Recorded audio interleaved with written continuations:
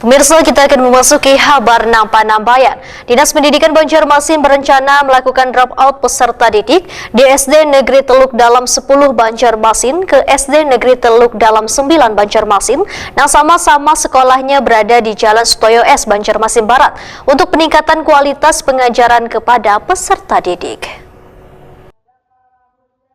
Dinas Pendidikan Banjarmasin berencana melakukan drop-out peserta didik di SD Negeri Teluk Dalam 10 Banjarmasin ke SD Negeri Teluk Dalam 9 Banjarmasin yang sama-sama sekolahnya berada di Jalan Sutoyo S, Banjarmasin Barat.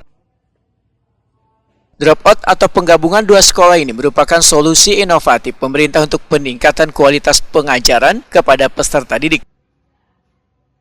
Kepala Dinas Pendidikan Banjarmasin Nuryadi Wehtokuni Prima TV Baisukan Senin 15 Juli 2024 membedakan setelah dilakukan pertimbangan maka Dinas Pendidikan rencananya akan menggabungkan SD Negeri Teluk Dalam 10 Banjarmasin ke SD Negeri Teluk Dalam 9 Banjarmasin dikarenakan salah satu dari sekolah tersebut kekosongan peserta didik baru di tahun ajaran 2024-2025. Kosongnya peserta didik di SD Negeri Teluk Dalam 10 Banjarmasin dikarenakan menurutnya kinerja guru mulai dari kedisiplinan hingga proses pembelajaran yang kurang maksimal.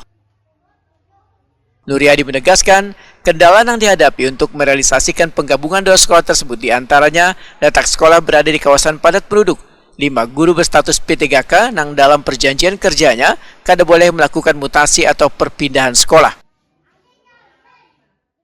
Ya, jadi kita setelah melaksanakan penerimaan siswa baru lewat online, karena masih ada juga sekolah masih kekurangan kuota, SMP terutama, tapi semuanya ya dapat baru, tapi kurang kuotanya. Yang misalkan 6 rombel, ya dia baru dapat 4 rombel. Nah itu karena kita prinsipnya wajib belajar, kita membuka lewat offline.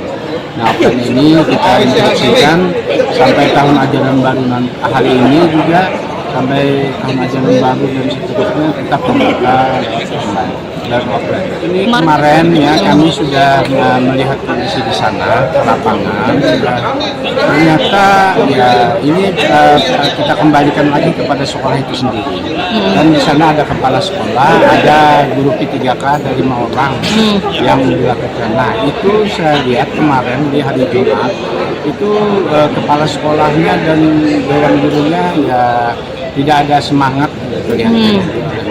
Padahal di situ kan makanya persaingan di sana, selain persaingan 9 juga ada madrasah yang ada di sana. Nah itu komitmen kita bersama. Saya tidak menyalahkan masyarakat karena mungkin masyarakat melihat sendiri kedisiplinan kepala sekolah dan guru.